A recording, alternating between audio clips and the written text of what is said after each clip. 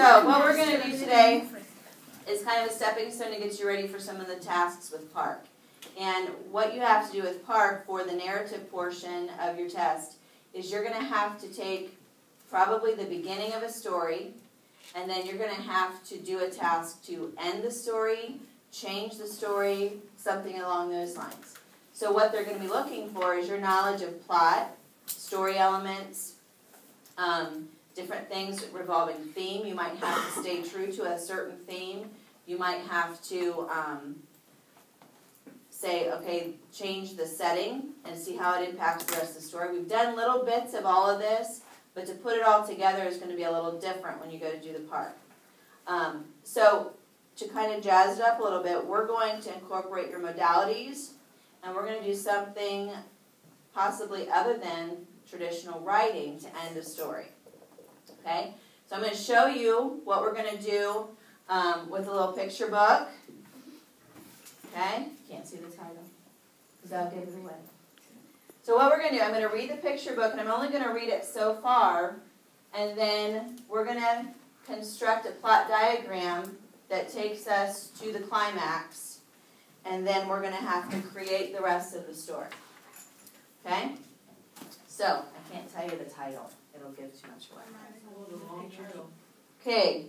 Once there was a little rabbit who had soft pink ears, bright red eyes, and a short fluffy tail. He was such a cute little rabbit, but he wasn't happy. He wanted to be somebody else instead of the nice little rabbit he was. Whenever Mr. Bushytail, the gray squirrel, passed by, the little rabbit would say to his mommy, "Oh, Mommy, I wish I had a long gray tail like Mr. Bushy's tail." Whenever Mr. Porcupine passed by, the little rabbit would say to his mommy, "Oh, Mommy, I wish I had a back full of bristles like Mr. Porcupine's." Not what I would want. All right, to the duck. And whenever Mrs. Puddle Duck passed by in her two red flippers, little rabbit would say to his mommy, "Oh, Mommy, I wish I had a pair of red flippers like Mrs. Puddle Duck's." Old Mr. Groundhog heard the little rabbit wishing. Old Mr. Groundhog was very wise indeed, so he said to the little rabbit, "Why don't you go down to the wishing pond? If you look at yourself in the water and turn around 3 times, your wish will come true." So the little rabbit trotted off along through the woods until he came to a pool of water lying in a low tree stump that was the wishing pond. Okay? So we got to the climax. We're going to draw a plot diagram together and create our own ending. You have to stay true to the characters. You have to make sure that you're thinking about the feelings, the persona. Remember we talked about persona with the poems that we were reading? We're going to have falling action, and we're going to have a clear resolution to the conflict. All right, so starting out, what do you think the conflict is for the rabbit? We're going back to the beginning. Okay, Cameron? He wants to be someone he's not. Okay, so Bunny is not happy with who he is. Okay? Now, leading up to this, there's not a whole lot of exposition. There's not a long lead. Okay? Some stories are like that. Some have a lot of explanation of characters. When they explain the characters, it's as we go into the rising action. So what do you think the turning point is for this story? What do you think is going to change everything? Okay, so he goes to the pond. All right, now, what was the rising action that led to that? We started out, he was wishing for what? The bushy tail. The tail. And then he was wishing for? The spines on the porcupine. Okay. Or the quills, we could call it that, Tim. What happened? Is it called flippers? Yeah. Flappers. Okay. And then he met with the groundhog, right? Wise. The wise groundhog. Wise. Thanks. Good adjective. Okay. So we've got conflict, the rising action, the climax, he goes to the pond.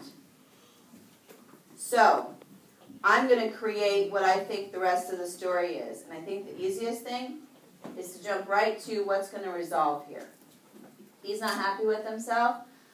My story is going to end with he realizes it's pretty good being a bunny. Okay? So, he becomes happy with who he is. How did that happen? That's where our falling action has to be incorporated in there.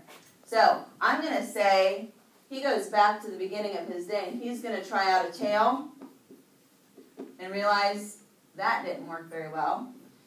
Okay? Maybe it got in the way as he's bouncing around because little bunny tails are small. Okay? The spines. Maybe he realized he couldn't give his mother a hug. Okay? And then the flippers, okay, wet flippers, you're going to be able to bounce with that. You're going to be able to hop. So I'm going to say that the flippers didn't work out either. All right? And then he's going to go back to the pond to be himself. All right? So that's how I'm changing the story. Now I'm going to show you the title. You're going to realize my ending is totally different than what the original author intended.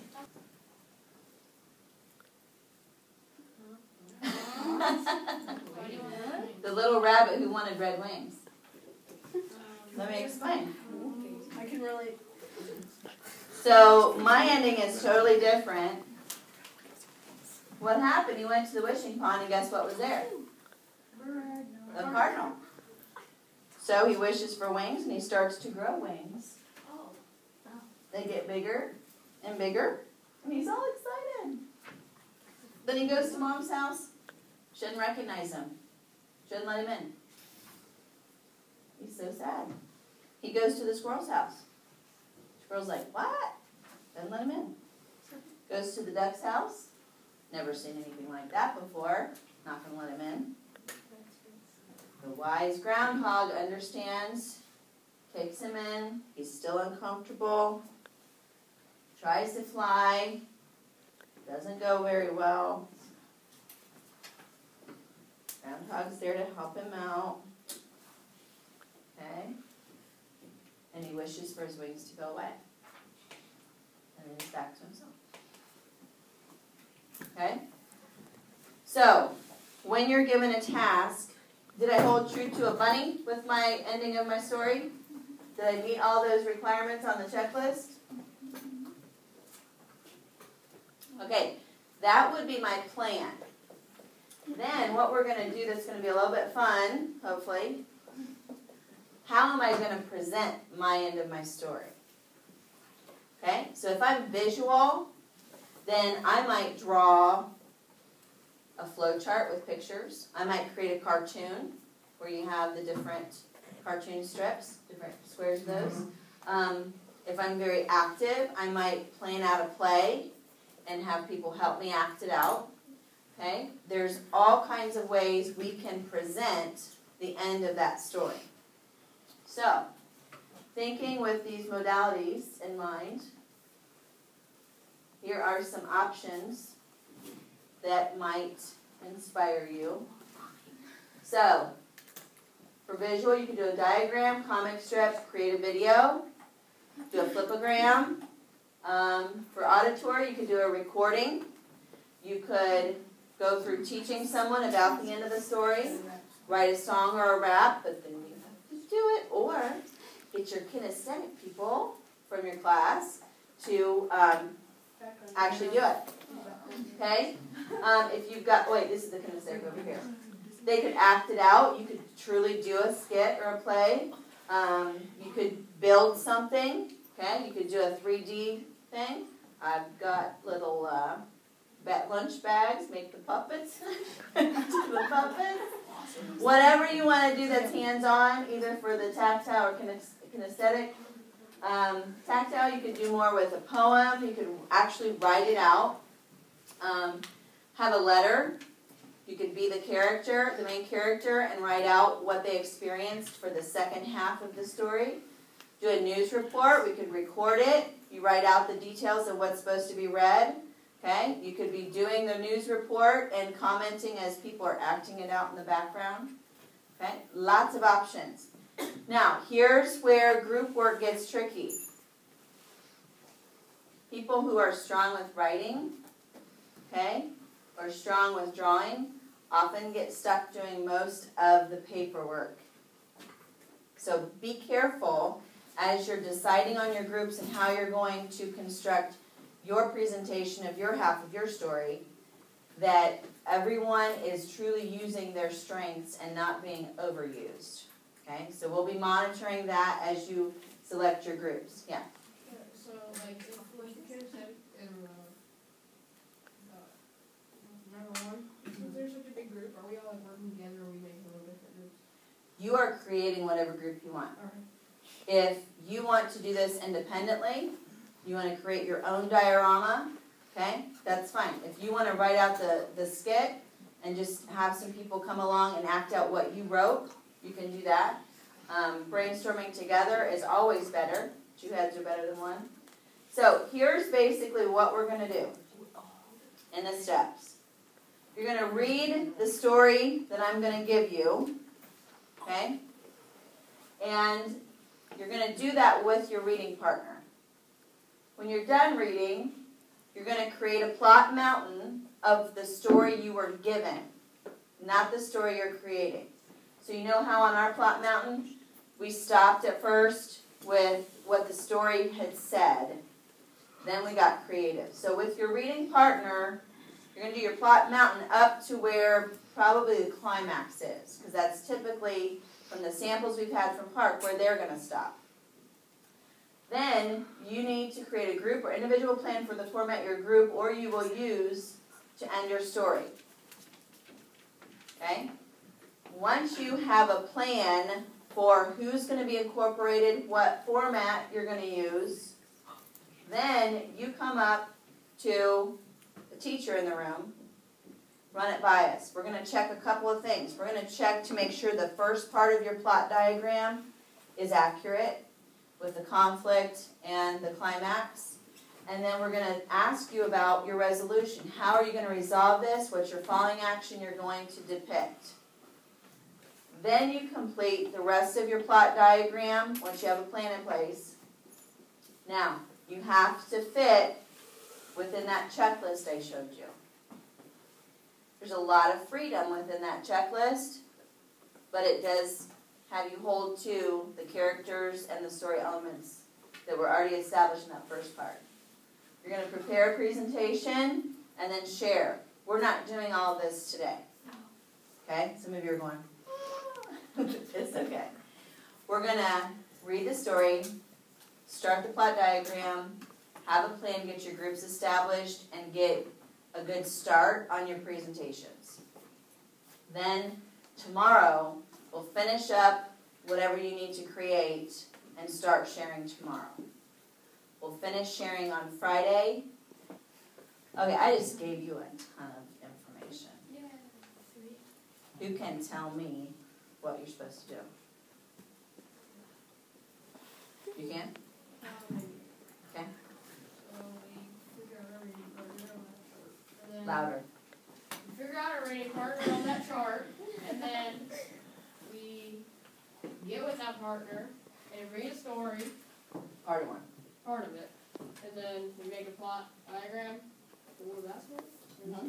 For the beginning of it. And then what are you going to do? And then once we finish half of it, Well, this whole story that you have is only half a story. Okay? It leaves it hanging.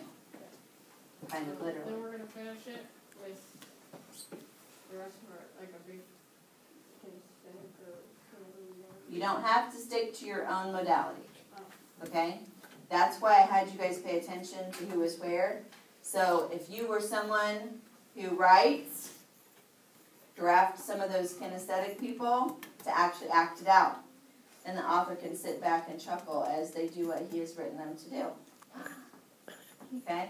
If you are really good at drawing, okay, then you might want to pair up with somebody who could describe or use voices to tell what the characters are saying in your cartoon.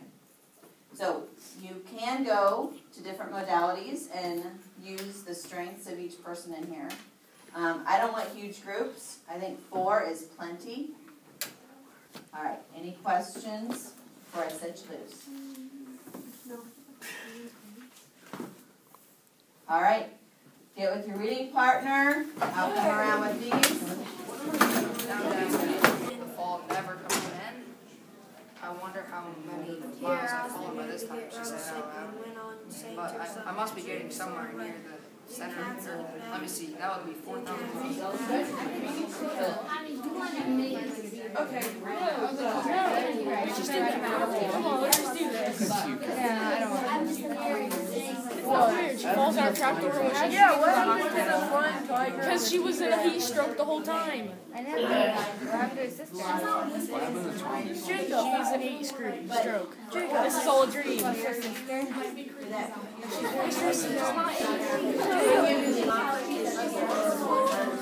resolution is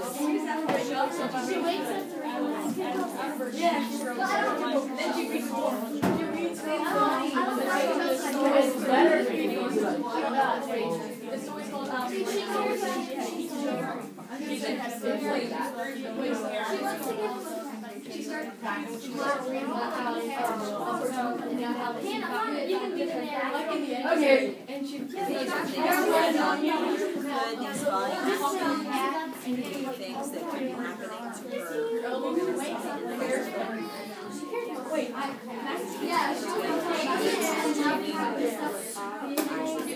She's carried away.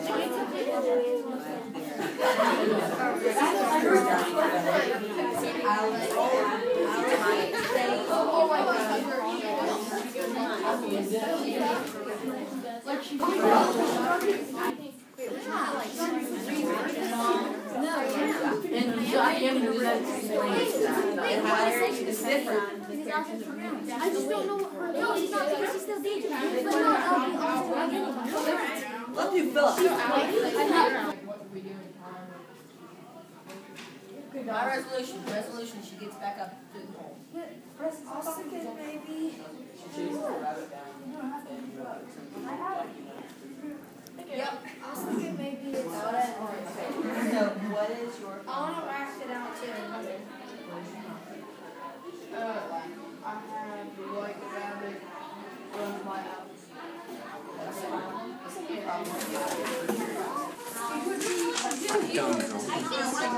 You need to draw one more scene. Let's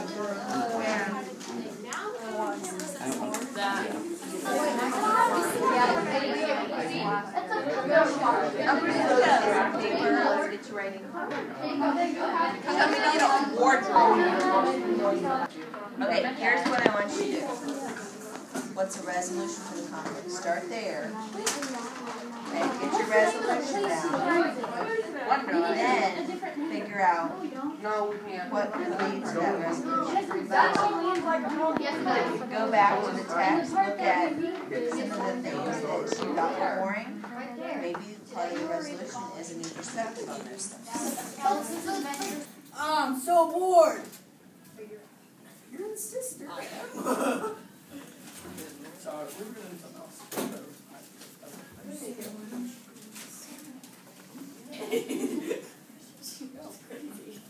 Why don't you go outside? But there's nothing to do out there. Figure it out. Fine. Beautiful rabbit. Just walk.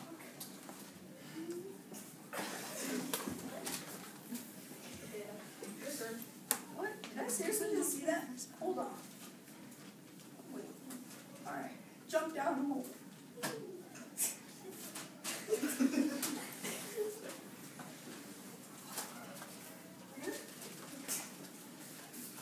Whoa! This is like home. I haven't fallen forever.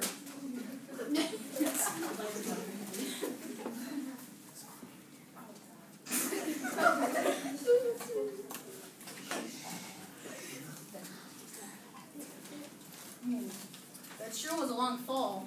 Where am I?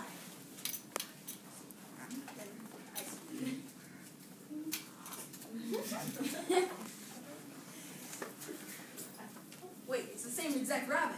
Hey, wait up!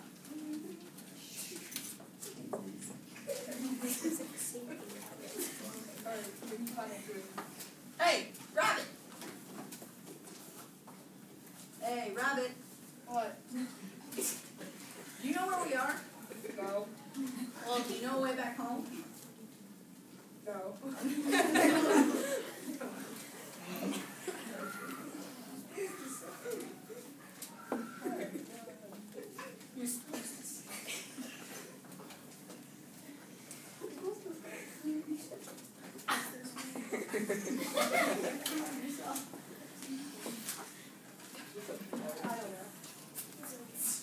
There is a way out, but first find your way out. You must find yourself. What do you mean by that? Figure it out. Well, like, do you know where I'm supposed to go? Well, there's a path. I'll follow that. Speed a lot better. Yeah, it's good. Alright, yeah. Okay, I'm not so sure you have your end of your story planned out real well. We don't even have a script. Okay? Alright, and this is where it's not very good. Okay? Yes. So, after she falls through to the bottom and lands on the leaves, you were to pick up with the story from there. Okay, the first part, you had her sister telling her to go outside. So with that, you were changing the beginning of the story, which was not your task, right? You were to complete the story. What was your plan for a resolution? She wasn't gonna be bored anymore. Yep. Because of what? She found something. She was going through the woods. She saw a memory of her young self playing with something like ordinary and making something fun out of it. So that inspires her to make some big out of something little. Okay, so in her journey after she falls through the hole, she sees something that inspires her to do something creative when she gets back home. Yep. Okay, that could be a resolution. This is not the quality of work that I would expect from you guys. Okay? And just so you know, when you go to do an assessment where you're to finish the story, if you change the beginning of the story, you're gonna lose points. Okay? Alright, do you have any questions for me? Alright. Let's go ahead and put the box back. What group is next? Suddenly the rabbit reappears and asks, "My dear, why are you crying?" Alice replies, "Because I'm lost and alone and I miss my sister." "Well, I can take you home, dear, follow me." The rabbit starts walking. Alice follows. They stop at a crazy-looking place with a giant sign that says, "Welcome to Blunderland." "Do you live here?" Alice asks. "Yep, this is home," the rabbit replies. The rabbit introduces his newfound friend Alice to all of his friends. When Alice walks out from the fall, she sees the bunny hop off quickly. Where am I? Alice starts to walk around aimlessly. Is this the setting of my Egyptian book from social studies? Wow, you found it. Thank you so much. Your reward is one wish. Alice thinks about what to wish for. She first thinks about getting endless money. I came from the regular world down here. I would like to go back to the real world. Okay, I will send you back now. Suddenly, Alice appears back in her house again. She's so happy and would rather be bored than back in the underworld. Suddenly, there's a knock at the door. Alice is very scared. She opens the door. There stands a little girl. Hi, my name is Morgan. I am your new neighbor. Hi, I'm Alice. What do you want to do?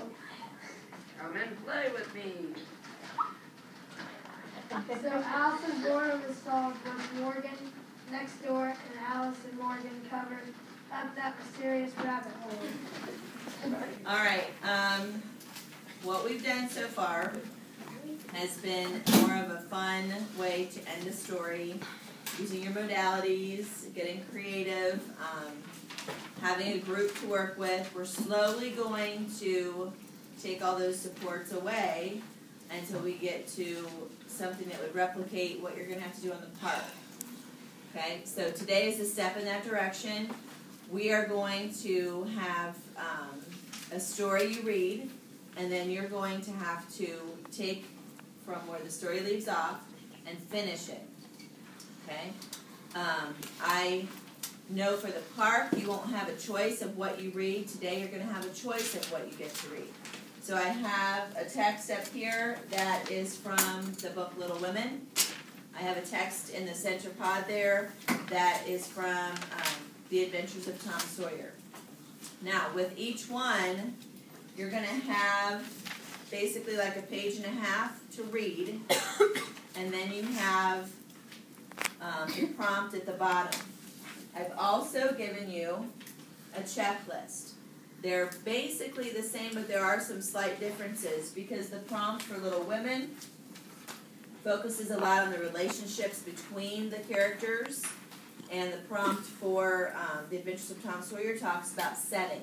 So when you go to take the park and when you go to do an activity like this, you can't assume it's going to be the exact same requirements. They're going to pull in different story elements that you have to do something with or focus on.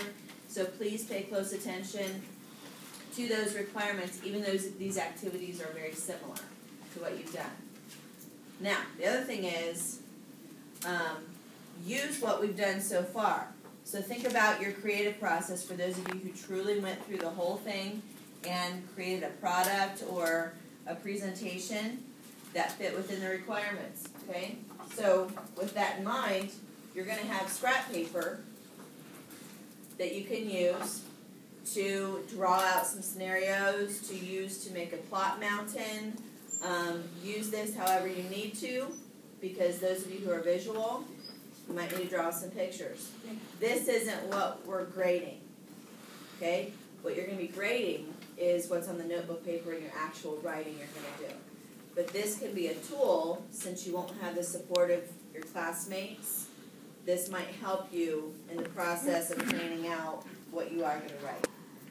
So, in a moment, you're going to pick your story. Yes? Do you only have to write the ending? You don't have to start from like where beginning? You only start from where the story left off. Okay. Okay?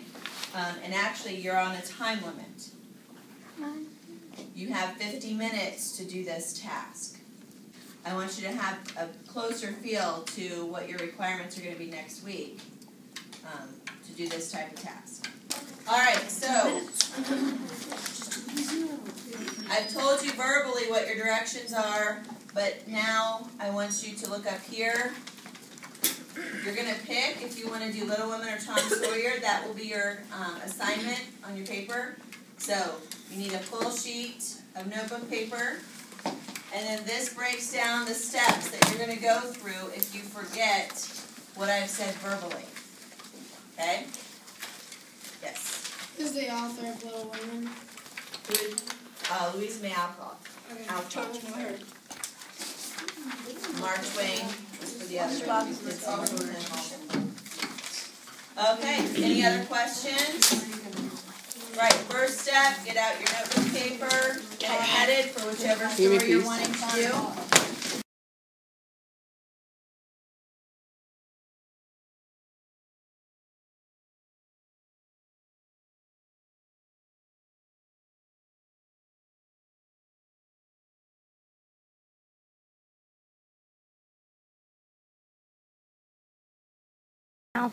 Okay, so at this point, you have completed your ending of the story based on the prompt and the text you were given, or you chose. And then now what we're going to do is give you the support of a peer. So you're going to exchange your stories with another peer who had the same story, and you're going to complete the plus delta. Okay, now, what criteria are you looking for to give them praises and to give suggestions, depending on the story you have? How are you going to find that? How did you know what to write? Making a plot diagram. That helped you, but what did I give you that told you what you needed to do? The prompt and the checklist. Okay? So if you go through the plus delta, and all you say is, hey, great punctuation, good use of dialogue. Yeah. That's not giving them feedback specifically about the prompt. Okay? So for example, if you have Little Women, and you don't include anything about how the characters' dialogue shows their interaction with one another, then that's probably a weaker end to the story. Okay? If you have someone who added some magical element that things appeared for their Christmas, then that's changing the genre. That's not really fitting with what could happen next with how the author started in the first place.